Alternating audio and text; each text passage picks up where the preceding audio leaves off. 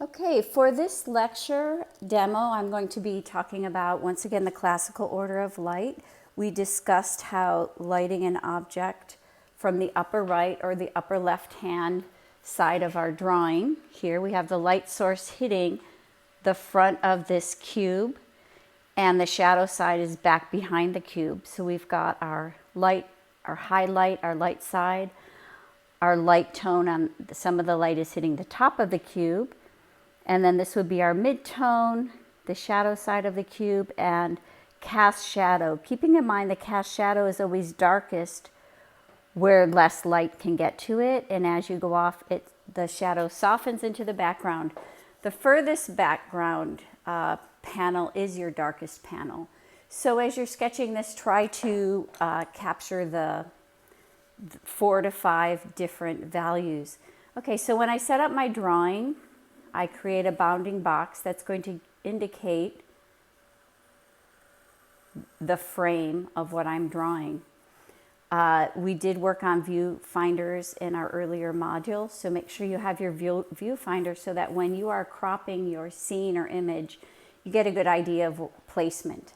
So as I look at this, stand back and look at this cube, I can tell that the front panel of the cube is wider than the left edge of the panel. So first step, I'm going to create my horizon line. Once again, I don't want to have that horizon line be at the middle. So let's say I place my horizon line right about here. I'm using an H pencil to keep things light. I want to center my cube within the center of my drawing. So I'm going to come in a little from the left, and I'll say that this will be the left edge of my cube, and then I'll measure that distance and come in from the right side, and then this will be, actually this will be the left edge of my cube, and this will be the right edge. So I'm going to sight the cube and measure with the right to left edge of the cube with my arm extended straight. As I turn that, I can see that that measures about the height. So the width of my cube is almost the height of my cube. It was slightly taller, so I'll move it up slightly. So this would be the base of my cube. So now I have the backmost point. So this would be the height. This would be that back corner of the cube. Okay, so I'm going to measure that. I'm sighting that front edge in relationship to the left edge. And I've got 1, 2, about 2 3/4 left edges in that front panel. You can eye it and go 1, 2, almost 3. So this would be, so now you can place your vertical lines in. So this indicates the back left edge. This is that front corner of the cube, and this is the back right corner of the cube. Now I'm going to measure the height of the front end of the cube and as relative to the top of the cube. Keep in mind, I'm looking at this in 2-point perspective. So I've got 1. It's almost just below half. So if I were to measure that top edge, there's about 2 top planes in the bottom. So I'm looking at the top of the cube. So the distance from the top of the cube is about relatively 2 measurements into the whole cube. So I would say this is the front end, front top corner, the back right corner. Now I'm going to measure my angle. So I'm holding up my pencil and I'm just checking that angle. What is the angle of that front edge? Bring my arm straight back and then just create that angle along the front edge of that cube. And I'm going to do this for the front panel and the left panel. Once again down here. So this comes to here.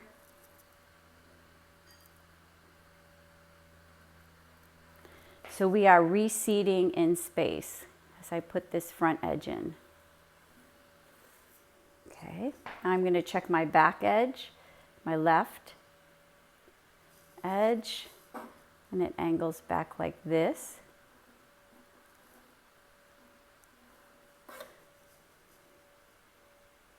I'm keeping my arm straight to make sure I get that angle correct in there correctly.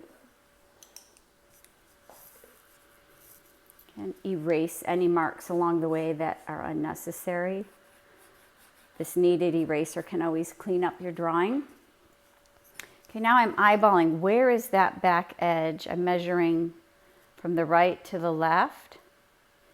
It's about 1, 2, 3. It's about a quarter from about here to here. This is my halfway point. That corner hits right about here. So I check my angle again, and it looks like from here to here. So give me my back edge, that back plane.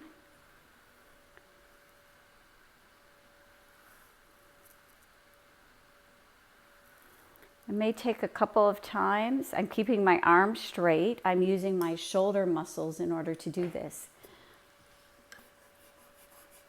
Getting rid of any extra lines I do not need. You could clean up the lines later.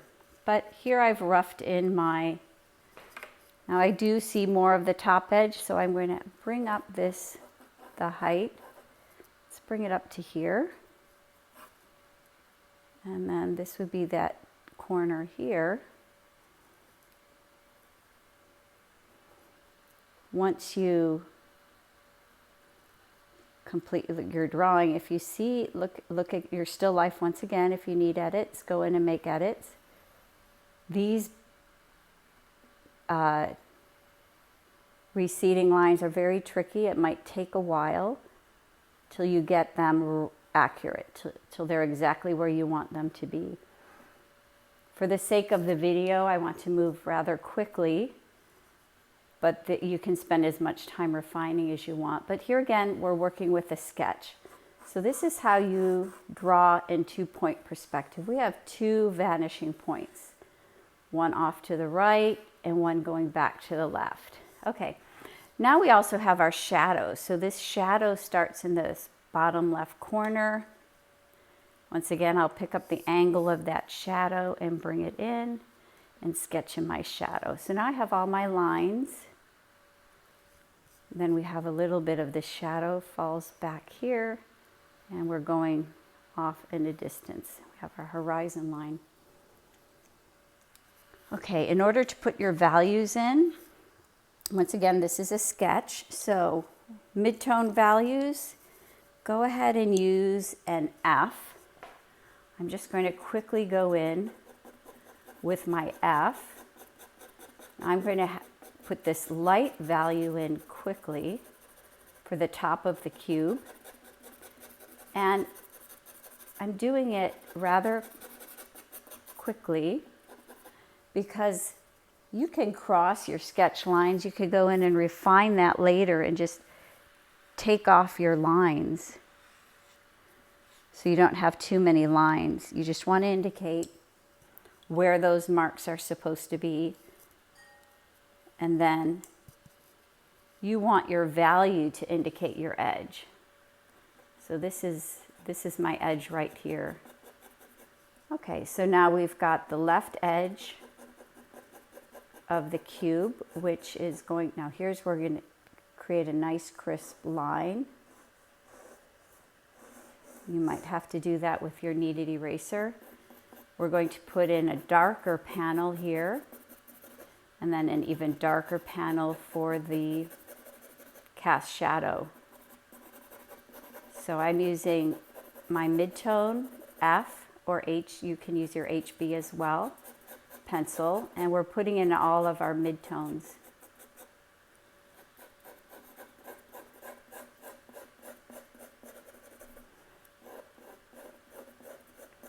Okay, so to get darker, you can then go in with your mid-tone, and you could do hatching, cross hatching, come right up to that edge. If you come up right to the edge of the cube and pull out, that will help to create a refined edge. So keep in mind this is a sketch, not a drawing. So you can move quickly, not too concerned about too many details. Whenever you need to make an edge hard, you just can use your kneaded eraser.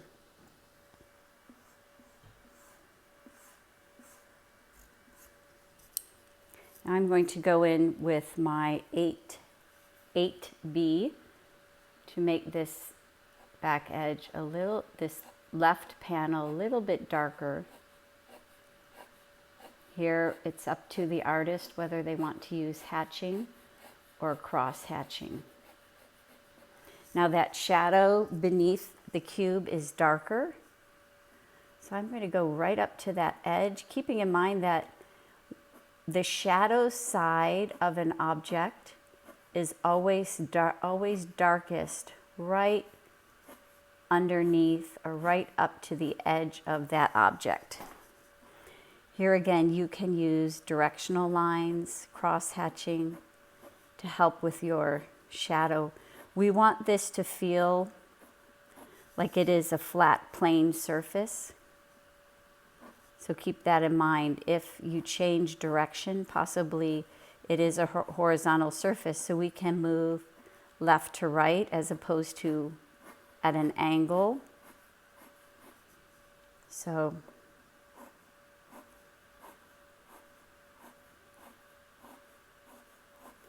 and we know there's an edge right here. We kind of lose this edge.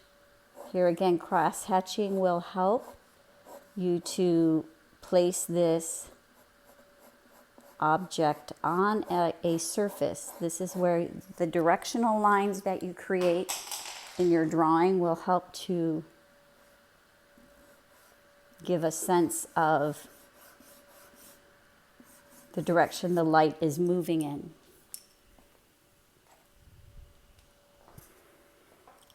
You want to check your drawing.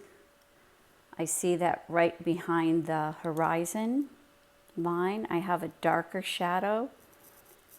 So I'll go in with my H. So this is my horizon line. I'm going to bring it all the way across to this side of the drawing.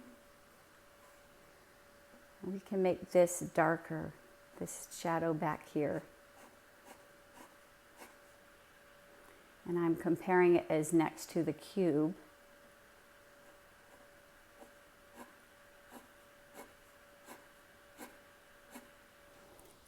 As you move right up alongside of your object, this value will create an edge. And for a sketch or a drawing, pay attention to the value changes that give your object that edge. You could see as I'm allowing this shadow to be darker, it will help to define the edge of this cube. And that's my goal, and that's where you can get in and really create some nice edges. If you have a sharp pencil, make sure your pencil is sharp. And coming off the top of that, you have to go in and clean your drawing.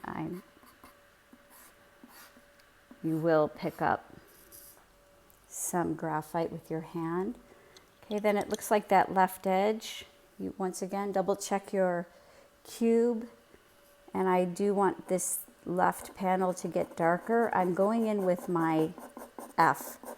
Once again, either an F or HB, my mid-tone, so that I don't want to compete with that back shadow area.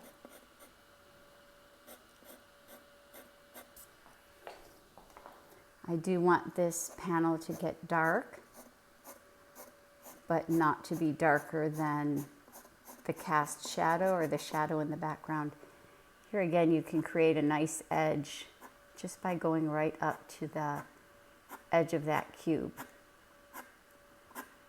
Now this is a great exercise to study value quickly.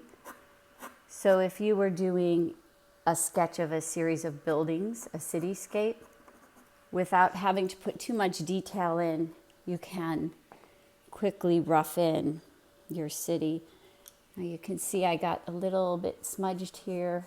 I'm just going to pick up those smudges. As you can see, if you just use your kneaded eraser, you can break up lines. Breaking up lines will allow you to give the piece a more three-dimensional quality. I'm going to once again put in my horizon line here. And it looks like the back edge of that cube is a midtone. So we can come off the edge of the cube here and create this midtone.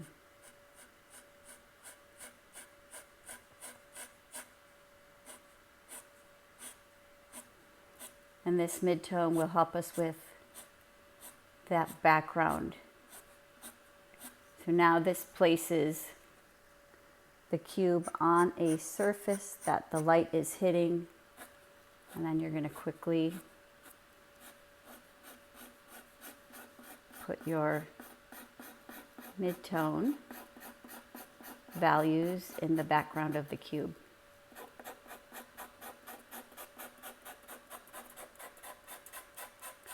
Once again, you can use hatching and cross hatching, deciding where to get dark, where to remain light, using whatever technique you wish. I'll go in just for refinements, just to give this, this cube shape goes up and goes off in the distance. So I'll just allow this cast shadow to exist subtly.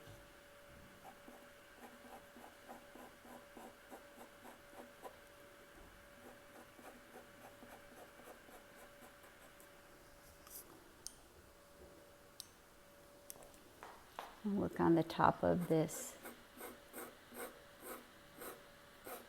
Once again, directional lines will help for the top of this cube where we have the light hitting the top. And we want light to be this front panel to indicate that light is hitting the front panel. I will just put a very light value to set this cube on a plane. So we know it's seated on a plane. And this would be a number 2 value or a 3. Maybe the number 2 value would be the tabletop that the cube is sitting on. And we'll have the 3 value would be the top of the cube. 5 value would be the left panel.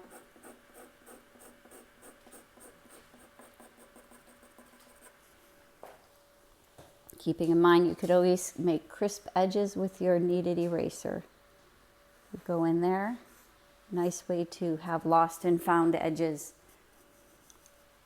You could keep working on this. You can see where, with additional refinement, it will slowly become more and more three-dimensional. So be as detailed as you like or as loose as you would like.